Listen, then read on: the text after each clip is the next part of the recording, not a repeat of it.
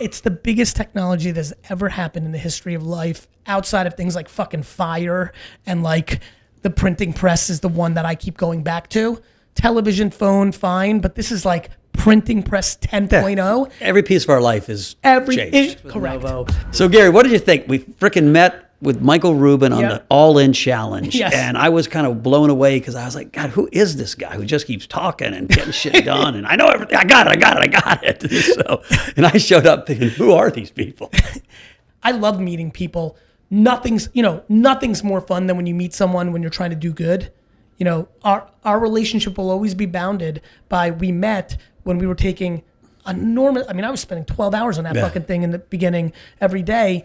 And we raised $60 million to help people get food during COVID. And the people that donated got crazy shit, being in movies, swag. It was cool. So full disclosure, you know, Michael Rubin started this thing. He brought in Gary, brought in Alan Tisch, and he asked me if I'd help him. And it was the thing I've probably been the least successful at in my life. I had a ton of fun doing it. I was almost no help, but it was a ton of fun. But your mustache was epic. I had a great mustache. That I remember. And listen, to your point, like everybody had different roles, different things happen. To your point, there's many things I get involved in where the intent is the epic and sometimes it doesn't go exactly how I thought. But this is what I love about time. To your point, maybe you going after super whales for big donations. First of all, that was hardcore Hail Mary. Right. B, you were saying things in meetings that helped the process. I think people sometimes spend too much time on thinking the output was the only KPI. Sometimes one person says one thing in one meeting and it matters. That's what I remember. I remember thoughtfulness. And the mustache. The mustache is what I think about first. But the thoughtfulness is definitely, like, it helped. It, like, you work through things with people, you think, you have conversations. Listen, we will look back at this combo in 80 years. I'll listen to it. 80, I'm not sure I'm going to make it that far, but 40. And I'll be like, wow, a lot of that was right. Oh shit, I really fucking didn't have that right. And that's fun. That's like, I just want people to be less scared. I don't think that many people feel that terrible for the three guys that went out of business. Now, listen. By the way, on the record, I do. I feel bad for somebody who went out of business. They were I know nothing about that. They are stunningly wealthy guys. They are stunningly good investors. They will regroup and they'll live happily ever after. They're embarrassed. I actually think they lost their investors a ton of money. Listen, I think compassion and empathy and sympathy is a required way to get back to a non-separating society. 100%. I'm to your point. I don't know the names of any of them. Melvin, is that one thing? Melvin Capital is good, right? And so there's humans underneath it, I'm sure, right? So I don't know who the humans we're talking about are. Three of the best investors of the generation. Right. So I'm sure that, to your point, they'll be fine. Yes. They have hard assets they can liquidate. They got caught sleeping with giant short positions and never expected a hive of bees would come all at once. It's like the African bees are here. Yeah. And by the way, that's just business. Yes. That's like them shorting the people. That's just business to me. What is interesting from an anthropological view, from a markets view, is that after that first push and you squeeze the shorts, then it became David versus Goliath. Then it became class warfare. Then it became generational warfare. You know, I had a conversation, very thoughtful combo last night. This is me just talking about the combo, where the person didn't like the leverage that some people played to stop it from a tech standpoint and an infrastructure standpoint, but loved what Facebook and Twitter did to stopping other voices. Oh yeah. So like, to me, there's a bigger question here. Listen, AOC was fearful for her life in that Capitol, and every progressive said, this is horrible. I can't believe they attacked the Capitol. They put our lives at risk. When the mob was literally going after Wall Street, burn it down. It was a nihilistic mob. I mean, one of the guys, whose fund went out of business, got death threats. I put some neutral comments on, and the vitriol that came at me on Twitter, and I'm kind of a crypto guy. I'm part of the progressive movement that's saying we need to remake things. And just because I was trying to give the facts, well, I think death threats, I also think anger. I also think there was a different energy. I think that's a energy. Whole different conversation. I think we live in a society where you can hide behind a keyboard, and everyone's always tougher behind 100%. The veil, right? Like if you look at Whisper and Secret, which are historic social apps that a lot of people bet on that I didn't. It was the reason I didn't bet on it is because everything I've done in my career is based on what I believe in humanity. And so I believe that whisper and secret we're not going to win, because I believe that when you have anonymous, you get the worst version of people where they feel safe to express their hurt. So I'm not even mad at them. I'm not even mad at those people. I just know that's their safest place to share their internal hurt. And so I didn't, and those platforms continue to not do well. As a matter of fact, the business models of all these anonymous platforms is to put hostage of the people. Look at some of the look at, Yelp and Glassdoor. Like, it's a very interesting ecosystem. So I think it's a fascinating conversation. Should everyone need a blue check? I kind of think so, but yeah, listen, back to like you being a crypto guy from Wall Street. I'm a social media guy who wants every metric hidden. I don't want followers shown. I don't want blue checks. I just think it's going to be healthier for people. I'm good. I'm good when I suck. I'm good when I blue checked. I'm good when I'm Gary Vee right now. Well, I say blue check because then you know who the guy is. Oh, yeah. So we don't have the. So we don't. Yeah, have, that was my big. It was funny. I loved Facebook when it first came out because I'm like, cool. People can't hide like they do on like early stuff, like and that lasted for a while, and then it was the opposite, and now everything's privacy, and that's fine. Listen, I think it's great. I think it's progress. I really do. I think that there's incredible progress going on. My biggest fear is the regulation of the internet itself. Yeah. I think we're making tremendous progress. There's incredible thoughtfulness. I really believe it plays out in a level place where merit and good stuff. I'm happy about everything that's going on, while being very conscious that what will likely lead this. I think you've got both sides of conservative and progressive movements willing to regulate the shit out of the American internet without realizing what that actually means. I think we're dangerously close. No, it won't. Listen, but it was funny. We had this beautiful inauguration. Amanda Gordon gives this poem. Everyone I know had a tear in their eye. It was like normalcy. And 2 days later, we have Occupy Wall Street. Yeah, but I think 2 days later you have actual capitalism. I actually disagree with that. Let me rephrase. That's not what I disagree with, because I understand where you're coming from. I take a different angle at it. I actually think 2 days later we had true capitalism. I loved it. Yeah, I don't think anybody. Let me phrase for context for everybody who's listening, to the point of the buying. To be frank, I'm so undereducated on Citadel's relationship with Robinhood. I actually am so basic that I don't even know how this all works, meaning why they had the leverage of like the bids go through them and the trading. Like, I don't know it. Literally, I don't know. Right. So I come here, very authentic. Like, I don't know if because I also know, correct me if I'm wrong, Novo, it wasn't just that Robinhood, E-Trade and the others also halted it because I guess the thing above the thing stopped it and they all get affected by it. The clearinghouse. You have to have enough money to support the clearinghouse. And the SEC said, whoa, this is growing so fast. These banks aren't these trading entities, right, Robin, don't have enough capital, regulatory capital. Yep.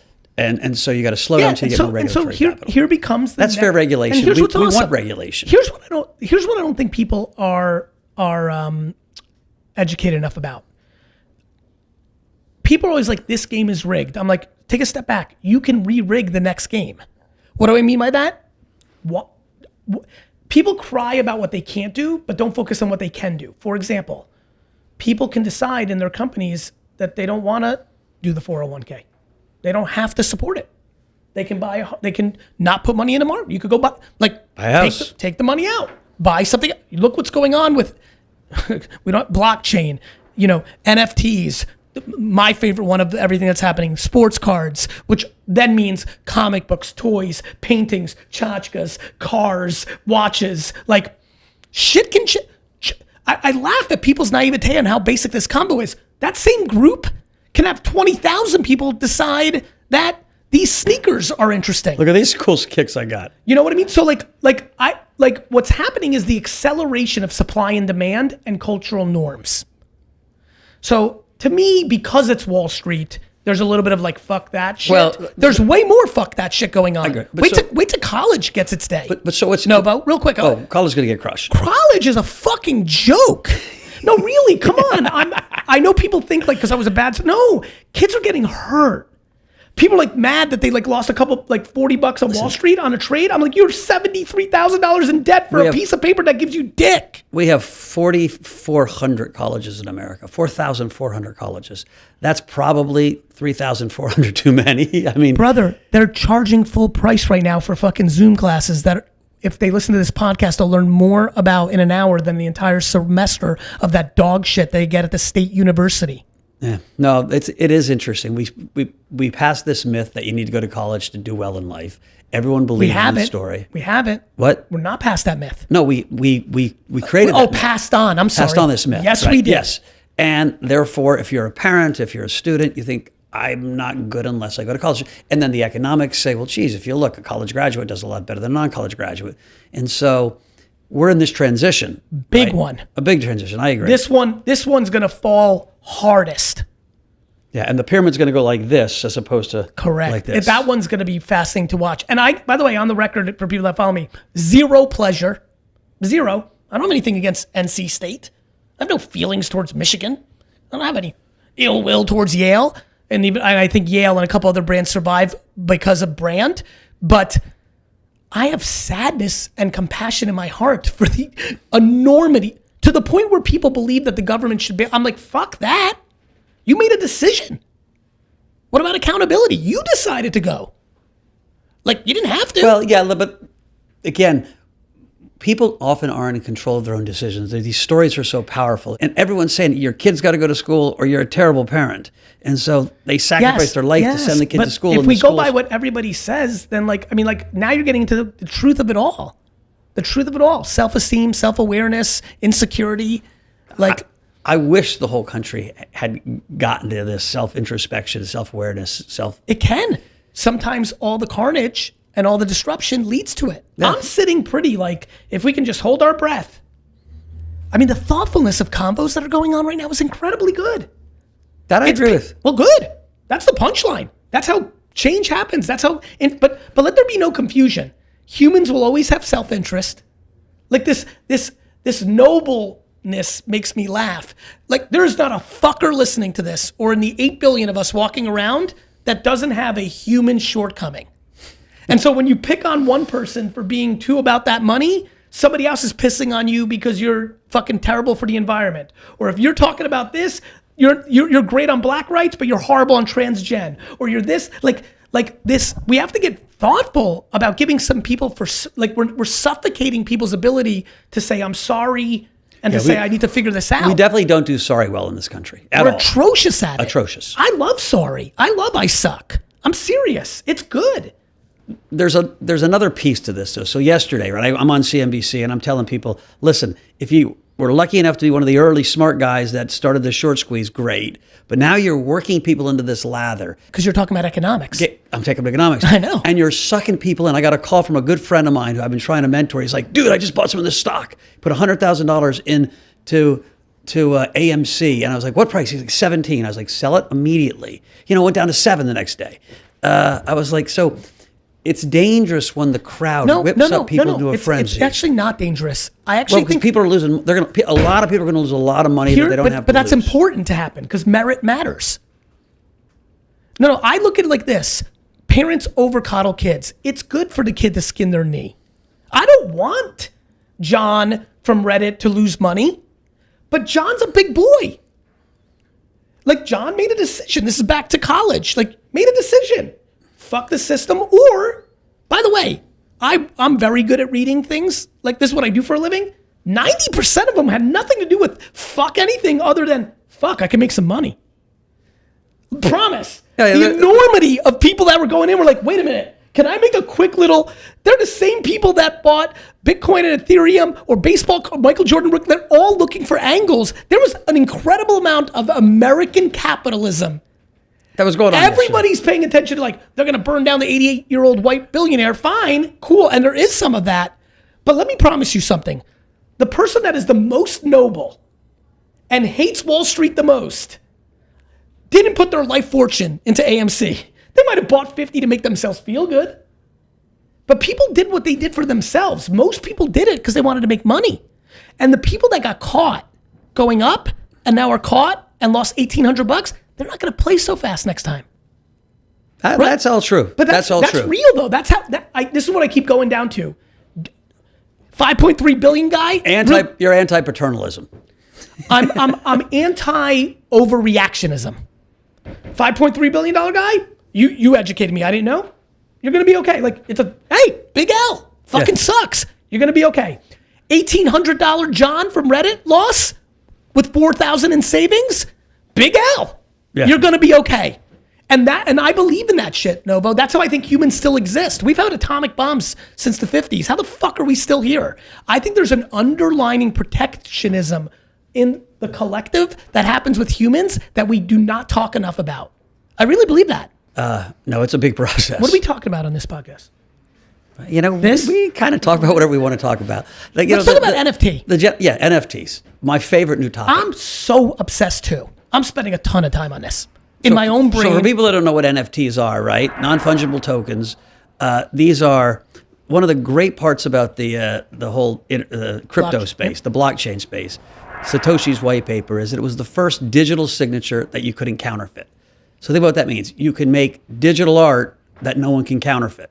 And so all of a sudden, art gets its value from scarcity. And so the blockchain allows you to do that. So now we're going to see artists for the first time ever create art digitally, right? The great artists. They never did before. So you're going to sell digital art. You're going to actually take your phone. You're going to buy it. It's going to go on your phone. You're going to walk home and you're going to throw it up on a giant screen. And you're like, that's mine. No one else owns that thing. That's mine. And so we're going to have collectibles. They're going to create new collectibles, 100%. Right? There's going to be, instead of baseball cards that there's NBA Top Shop. They're so rare. Top Shop's blowing up all of a sudden. I'm looking at it every day. And so then there are going to be fractional things that get sold. Well, that's what's happening. The fractionalization of physical things is a game changer. The reason Michael Jordan's rookie card is going to $1 million. Because you can sell 100. Correct. Yes. Because Kenny and Stefan actually want it. I know they do. But they're not dropping $350,000 on a single sports card. Not yet. Not yet. Not yet. And I know them. But would they drop $350 if they knew it was going to $1 million? That's no different than buying a little Tesla and Apple stock. The fractionalization of sports cards is going to get that market insane on the tippy top. And so, you're going to fractionalize jerseys. You're going to fractionalize cars. Correct. You're going to fractionalize all kinds of things. Yeah, memorabilia is going to follow. But even bigger than that are going to be these NFTs. You're going to have. I agree. The Super Bowl, we're going to have Mahomes, and I'm going to have an artist do a painting, a digital painting of him, and a rapper, sing a little song behind him, and then he's going to be up there, and you're going to sell that little clip from the Super Bowl done by Chase Hall or whoever the artist is, and people are going to be like, dude, there's only 10 of those, and they're going to buy them, and they're going to keep them. I think people need to know how to showcase them. The missing piece, just for the record, because I want to clip this one day and see, how I like to do my content. Yeah. In 9 years, I'll clip this and be like, see, told you. You're 100% right in one other man's humble opinion. Why artworks is high net worth individuals buy a piece of art, and whether they put it in a Moroccan, warehouse, or whether they put it in their Upper West Side apartment, or whether they have a show that they donated to something, they're able to, display it. They're going to be really cool. And the reason sports cards is because you take a selfie and put it on Instagram. We love to flex. I'm waiting to understand the flexivization of the NFT, and as soon as I understand it, it's coming. Oh, I'm the least confused of all time. I'm curious what it's going to be. Yeah. I want to invest in it because it's going to be the shovels and picks of that world. We have a Galaxy Interactive fund that's invested in 40. That's the name of it? Galaxy Interactive. What are you, Star we're Trek all nerd? about the galaxy. We're more Star Wars people than Star Trek people. Me too. I see the Boba Fett. Big shout out to that. Greedo is underrated. But we invest in 40 companies in the gaming space, new worlds. Yep. In probably a third of them, they're already playing with these things. We are no question, because we're now 30, 40, 50, year, depending on how you want to look at it, years into the modern internet, really 30 in my opinion. It's the biggest technology that's ever happened in the history of life, outside of things like fucking fire and like the printing press is the one that I keep going back to. Television, phone, fine, but this is like printing press 10.0. Yeah. Every piece of our life is changed. Correct. And how we meet people, how we elect officials, Everything. 50% of people today meet their spouse online. That's crazy. There's a lot of people who don't want the world to change. There's also because I know how people are going to take that line. There's a lot of people that want the world to change that are going to be highly disappointed what the world looks like. It's true. Mike, why would Russia, China, and America allow crypto to happen? Well, there are two pieces to it. One, there is an unbelievable efficiency gain. And so if you think about it, banks are rent takers. Yep.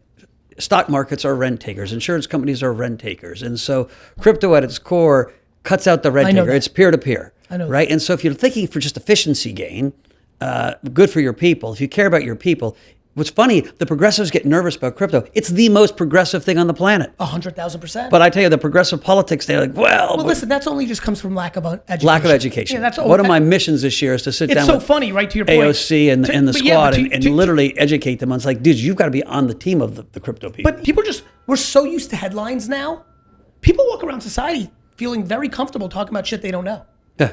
Well, that's the one thing that you notice. I come on here and I'm like, I don't know how brokerages work. I'm comfortable saying I don't know Wall Street. I don't give a fuck. The only reason I even have any stock is because my private investments went public. Other than that, it doesn't make me happy. I think it's very logical to invest in it. I also think real estate is logical. I don't invest in that either. It doesn't make me happy. But baseball cards certainly do. Happy as fuck. Specifically basketball. How much TV do you watch? Very little. I figured that. You just feel like you're just going. I spend almost all my time consuming people.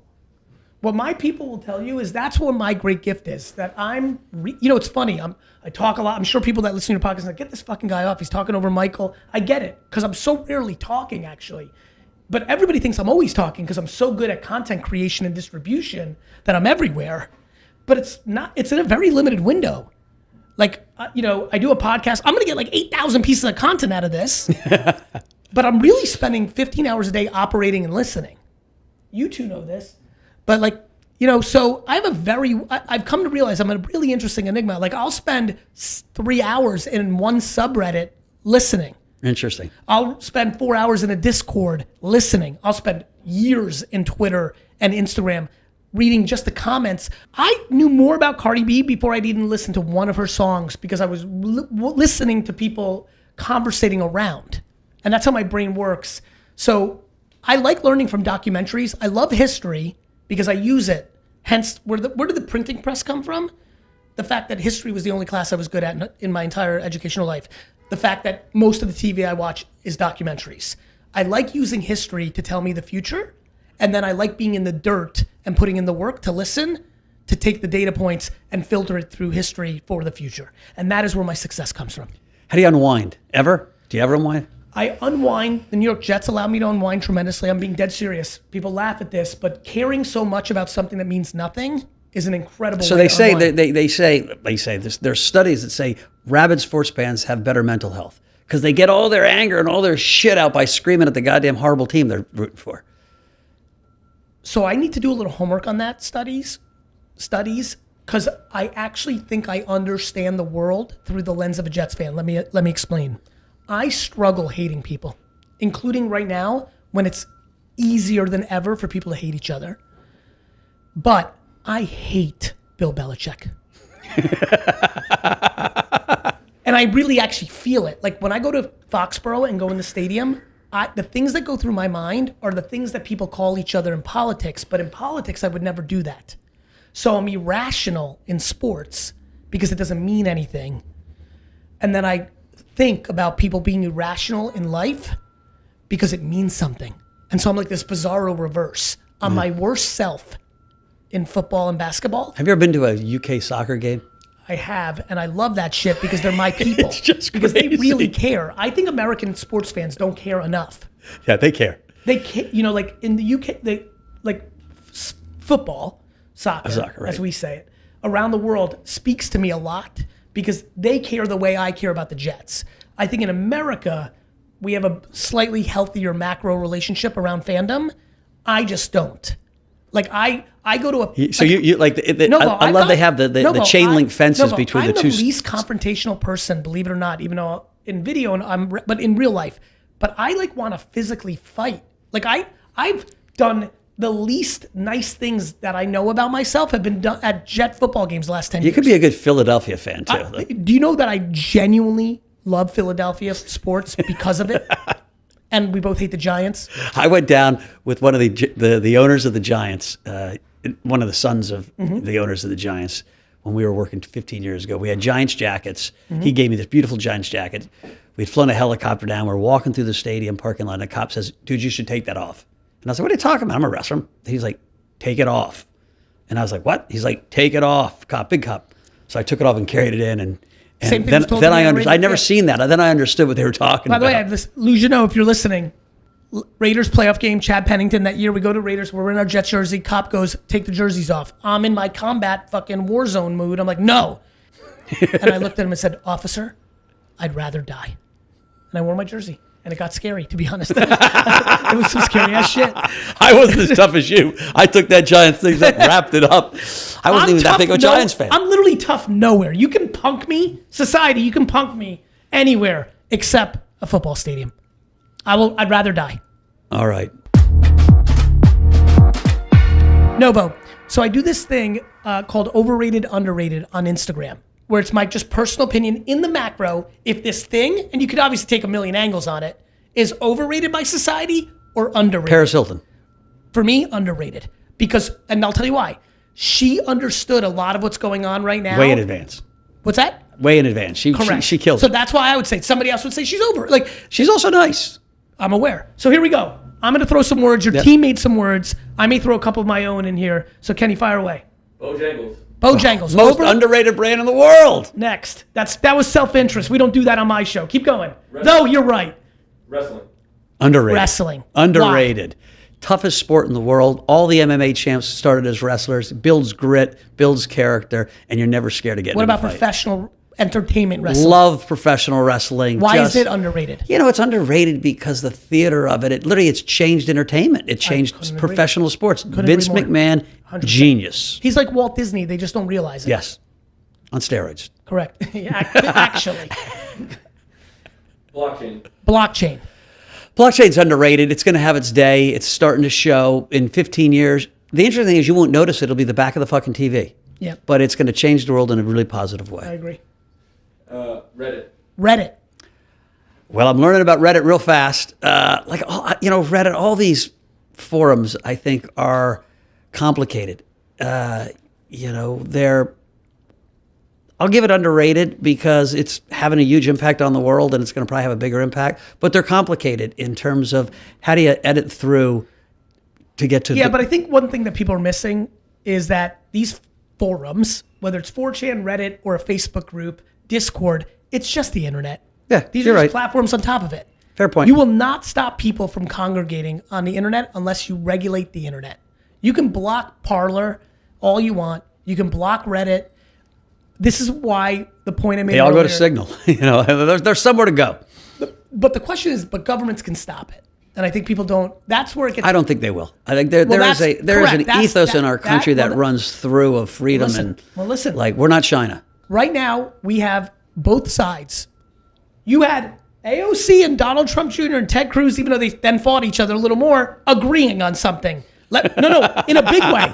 No, I really need everybody, listen, really agreeing. And I think that's an important insight to everybody. A politician in America is playing defense 24/7, 365. Right? They are constantly decision-making strictly on the behavior of winning an election that's in front of them. Pure and utter defense. And even the smartest fuckers I know, I've been able to destroy because I'm playing offense and they're playing defense. And that's the problem. That's a good way to end. I gotta go. All right. I love you, Nova. Hope everybody likes me. Thanks, Gary.